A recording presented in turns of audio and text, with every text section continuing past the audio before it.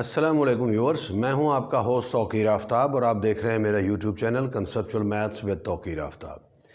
Viewers, 9th class का सिलसिला चल रहा है और हम इस हवाले से 6 चैप्टर्स कंप्लीट कर चुके हैं प्रीवियस वीडियोज़ के अंदर, जिसमें हमने मुख्तलिफ़ चीज़ें पढ़ी थी। मैट्रिसेस हो गई, अलजब्रिक एक्सप्रेशंस हैं, लॉग के हवाले से पढ़ा, फैक्टराइजेशन के हवाले से पढ़ा, LCM, HCF, उनकी सिंप्लीफिकेशन, उनकी मल्टीप्लिकेशन, डिवीजन, रेशनल एक्सप्रेशंस के हवाले से ये सारी चीज़ें हम लोग पढ़ चुके हैं। आज हम लोग चैप्टर नंबर 7 इसका स्टार्ट कर रहे हैं, जिसकी पहली एक्सरसाइज लीनियर इक्वेशंस और रेडिकल इक्वेशंस के सॉल्यूशन के हवाले से है। अब इनके सॉल्यूशन पढ़ने से पहले हमें ये चीज़ कंफर्म होनी चाहिए, हमें पता होना चाहिए कि लीनियर इक्वेशन और रेडिकल इक्वेशन ये होती क्या चीज़ है। तो आइए टॉपिक की तरफ। सबसे पहले लीनियर इक्वेशन क्या होती है। और व्यूअर्स, ये भी जहन में रखिए कि 9th क्लास लेवल तक हम लोग सिंगल वेरिएबल्स को डिस्कस करेंगे इक्वेशंस को सॉल्व करने के हवाले से।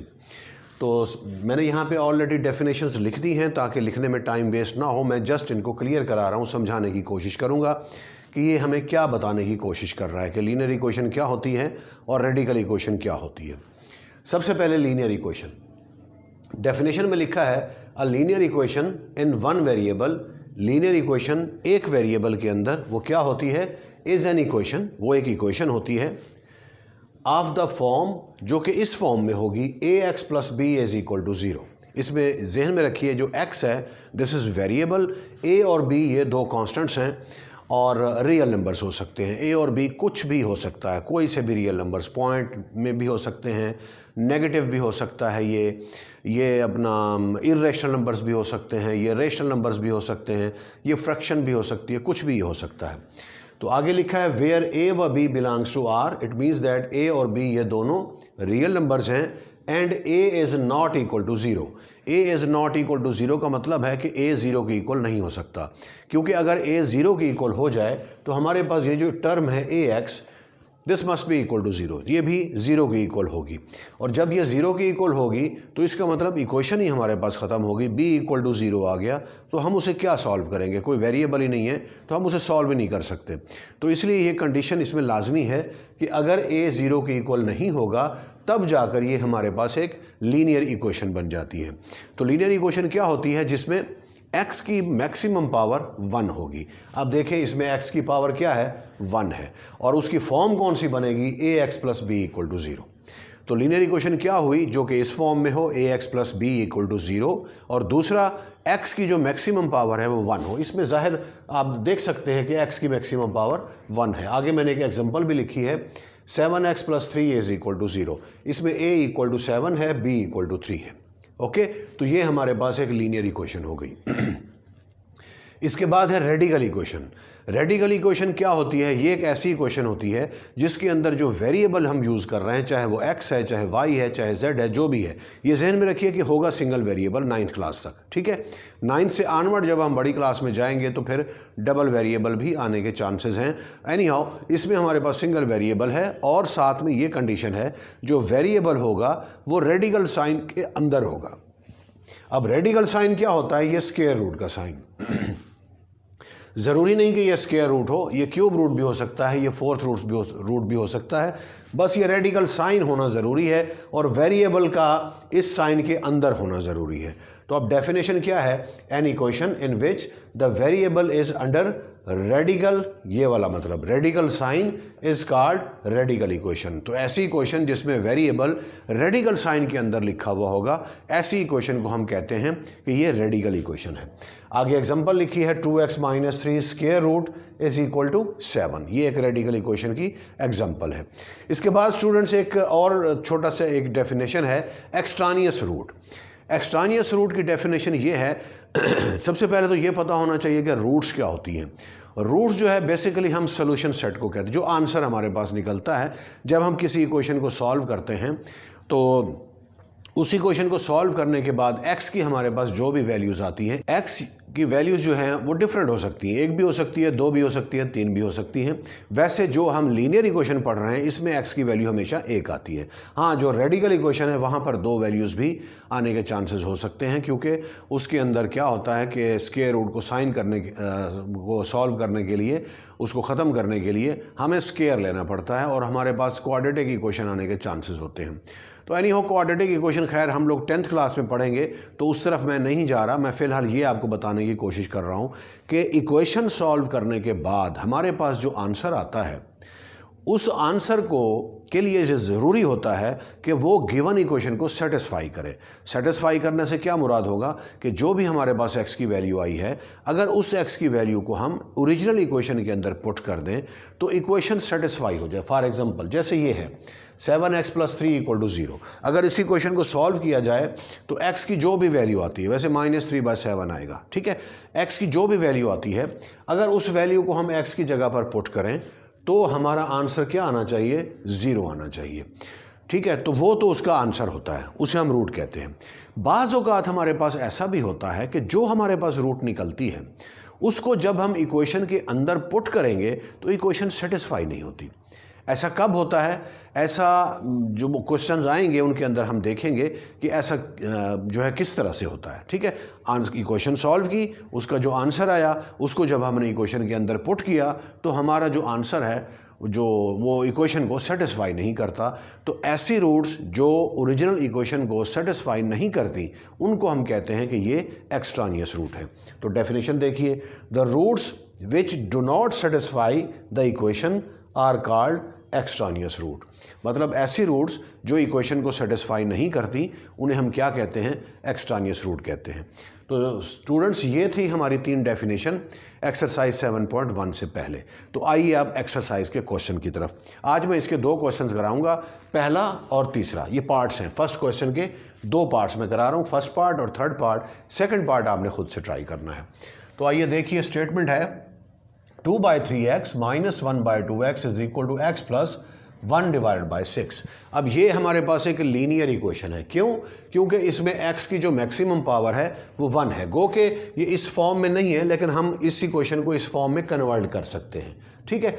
अब कैसे कन्वर्ट करेंगे और सॉल्व कैसे करेंगे उसका आप तरीका देखिए। सबसे पहली चीज़ जो आपने जहन में रखनी है वो ये है कि जब भी हमारे पास कोई रेशनल हमारे पास नंबर्स आ जाते हैं, मतलब फ्रैक्शनल नंबर आप कह लें, रेशनल ना कहें कि रेशनल, वैसे तो 5 वो भी एक रेशनल नंबर है, लेकिन 5/1 भी उसको लिख सकते हैं हम। एनी हाउ, जब भी हमारे पास कोई फ्रैक्शनल नंबर आते हैं इक्वेशन के अंदर, उन्हें सॉल्व करने के लिए हम क्या करेंगे, हम बोथ साइड्स पर एलसीएम से मल्टीप्लाई करेंगे। याद रखिए मेरी बात कि जब भी इस तरह के क्वेश्चंस आते हैं जिनके अंदर कुछ रेशनल नंबर्स हैं या आप कह लें कि कुछ फ्रैक्शंस मौजूद हैं, तो उसको सॉल्व करने के लिए आपने क्या करना है कि जो एलसीएम बनता है डिनोमिनेटर का, उससे आपने पूरी इक्वेशन को मल्टीप्लाई कर देना है। अब देखें हमारे पास डिनोमिनेटर्स में है 3, 2 और 6। इनका अगर एलसीएम फाइंड किया जाए तो वो 6 आता है। तो पूरी इक्वेशन को 6 से मल्टीप्लाई कर लेंगे। यहाँ पर आप लिख लें मल्टीप्लाइंग बोथ साइड बाय 6, ये कंप्लीट लिखना है, मल्टीप्लाइंग बोथ साइड बाय 6 मैंने सिंबल्स में लिख दिया है। तो अब इसे मल्टीप्लाई करना शुरू करें तो हमारे पास देखें ये क्या बनेगा, ये बनेगा 6 × 2/3x - 6 × 1/2x = 6 × x + 6 × 1/6। 6 से कैंसिल, 2 3s are 6 और ये 3 2s are 6। अब देखिए ये 2 2s are 4x माइनस इधर से क्या आएगा 3x = इधर से 6x + 1। 4x - 3x we will gate x। 6x को इस साइड पर लेकर आएं तो ये -6x हो जाएगा = 1। यहाँ से सॉल्व करें तो ये आ जाएगा -5x = 1 और x किसके इक्वल आएगा, ये -5 जब दूसरी साइड पर जाएगा तो ये डिवीजन में आ जाएगा, मतलब x = -1/5। ये हमारे पास x की वैल्यू आ गई और ये हमारे पास रूट है, इस इक्वेशन की रूट है। इसके बाद इन क्वेश्चंस को चेक भी करना चाहिए, क्योंकि बाज़ वक़्त ऐसा होता है कि जो इक्वेशन है, जो आंसर आया है, जो रूट आई है, वो इक्वेशन को सेटिस्फाई नहीं करती। तो आप इसको चेक करें, इधर लिखेंगे हेडिंग दे चेक। x की जगह इसे पुट कर लें, putting x is equal to -1/5, तो हमारे पास क्या बनेगा 2 डिवाइड बाय 3 इंटू -1/5, फिर -1/2 इंटू -1/5 इक्वल टू -1/5 प्लस 1/6। इनको सिंप्लीफाई करें, ये बनेगा 2 1 जार 2 यानी -2 डिवाइड बाय 5 3 जार 15, ये नेगेटिव और नेगेटिव पॉजिटिव हो गया, 1 डिवाइड बाय 5 2 जार 10 इक्वल टू -1/5 प्लस 1/6। अब 15 और 10 इसका एलसीएम क्या आएगा 30, तो 30 इसका एलसीएम ले लें तो क्या बनेगा 15 2 जार 30, 2 2 जार 4 -4 हो गया, प्लस इधर से क्या आएगा 10 3 जार 30, तो 3 आएगा, 3 1 जार 3 इक्वल टू इधर से 6 और 5 का एलसीएम 30, 5 6 आर 30 तो -6 आ जाएगा, प्लस इधर से 6 5 जार 30 यानी 5 आया, 5 1 जार 5। अब देखिए इधर से क्या बनता है -1/30 इक्वल टू इधर से क्या आएगा -1/30। It means that left hand side is equal to right hand side, so this answer will satisfy the given equation. तो हम लिखेंगे equation is satisfied, equation is satisfied, hence हमारा जो सॉल्यूशन सेट है इनके आंसर को सॉल्यूशन सेट की form में लिखना है। Solution set is equal to bracket में आएगा, क्या आएगा ये वाला आंसर -1/5। अब अगर ये इक्वेशन सेटिस्फाई ना आती तो उससे क्या होता, ये -1/30 है तो यहाँ पर कुछ और आता, ठीक है, ये दोनों आपस में इक्वल ना होते तो हम लिखते इक्वेशन इज नॉट सेटिस्फाइड। सो ये जो आंसर आया हुआ है, जो रूट आई हुई है, ये एक्सट्रानियस रूट होगी।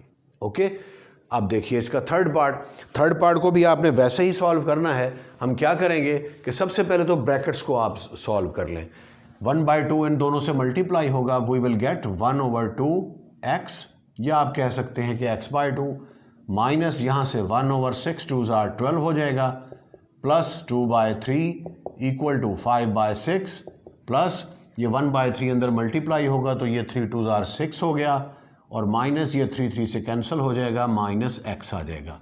अब आप देखें डिनोमिनेटर में है 2 12 3 6 एंड 6, इसका अगर एलसीएम लिया जाए तो 12 will be the LCM, so we will multiply both side by 12। तो इधर लिखेंगे multiplying both side by 12, we will get 12 into x/2 minus 12 into 1/12 plus 12 into 2/3 equal to 12 into 5/6 plus 12 into 1/6 minus 12 into x।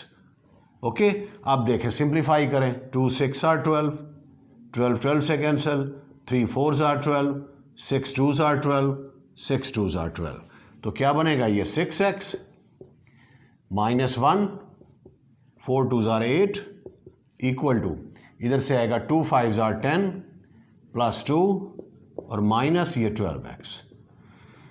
अब ये 6x इधर से आ जाएगा +7 equal to 10 + 2 12 minus 12x। 12x को इस तरफ ले आए तो प्लस हो जाएगा, ये आ जाएगा 6x plus 12x equal to 12 minus 7, ये 7 उधर चला गया, इधर से आ जाएगा 18x इक्वल टू 5, तो x क्या बनेगा 5 डिवाइडेड बाय 18, ये अब हमारे पास रूट आ गई है, x का आंसर आ गया। सोल्यूशन मतलब ये इक्वेशन को जब सॉल्व किया तो x की जो वैल्यू आई वो 5/18 है। नेक्स्ट अब क्या करना है, आपने इसे चेक करना है, तो इधर हेडिंग दें चेक, जहां जहां x लिखा हुआ है उधर 5/18 लिख दें, तो ये आ जाएगा 1/2 into 5/18 minus 1/6 plus 2/3 equal to 5/6 plus 1/3 into 1/2 minus 3 into 5/18। ये 1/2 मल्टीप्लाई होगा तो ये आएगा 5/18 2 जार 36, 6 2 जार 12 प्लस 2/3 5/6 प्लस इसे मल्टीप्लाई करें 1/3 2 जार 6 माइनस ये 6 3 जार 18 होता है, तो ये फर्दर ये नेगेटिव साइन और 1/3 इधर 5/6 से मल्टीप्लाई होगा, we will get 5 divided by 6 3 = 18। अब देखें लेफ्ट हैंड साइड और राइट हैंड साइड, इन दोनों को आप अलग-अलग से सॉल्व करें। यहाँ से एलसीएम हमारे पास बनेगा 36 1 जार 36 और 1 आएगा तो 5 1 जार 5 हो गया। 12 3 जार 36 होता है तो ये -3 हो गया। ये 12 3 जार 36 12 आएगा, 12 2 जार 24 इक्वल टू इधर से एलसीएम आएगा 18। अब ये 6 3 जार 18 होता है, 3 आएगा, 3 5 जार 15 हो गया, प्लस 6 3 जार 18 होता है, 3 आएगा, 3 1 जार 3 हो गया, माइनस इधर से 18 1 जार 18 1 आएगा, 1 को 5 से मल्टीप्लाई करें तो ये 5 आ जाएगा। अब ये 5 - 2 वी विल गेट 2 + 24 ये आ जाएगा 26 डिवाइडेड बाय 36 इक्वल टू यहाँ से देखें 15 + 3 18 हो गया, 18 - 5 ये आ जाएगा 13, यानी 13 डिवाइडेड बाय 18। अब देखिए ये कैंसिल आउट होता है 2 से, 2 13 जार 18 2 जार, तो ये बनेगा 13 divided by 18 equal to 13 divided by 18। अब देखें लेफ्ट हैंड साइड और राइट हैंड साइड दोनों का आंसर सेम आ गया, तो हम क्या लिखेंगे, इक्वेशन इज सेटिस्फाइड। ये वही सेंटेंस जो मैंने यहाँ पे आपको लिखवाया था, equation is satisfied, hence solution set में डायरेक्ट लिख रहा हूँ, सोल्यूशन सेट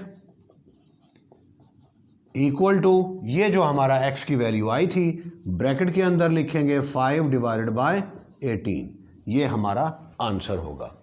तो व्यूअर्स अगर आपने इसे नोट करना है तो मैं स्क्रीन से हट रहा हूँ, वीडियो को पॉज करके इसे नोट कर लीजिए।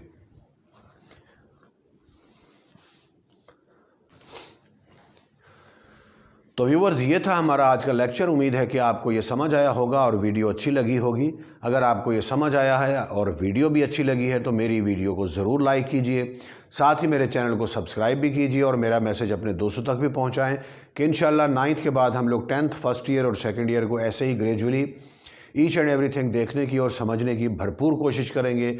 आपका बहुत बहुत शुक्रिया, अपना बहुत ज़्यादा ख्याल रखिएगा। अस्सलामु अलैकुम।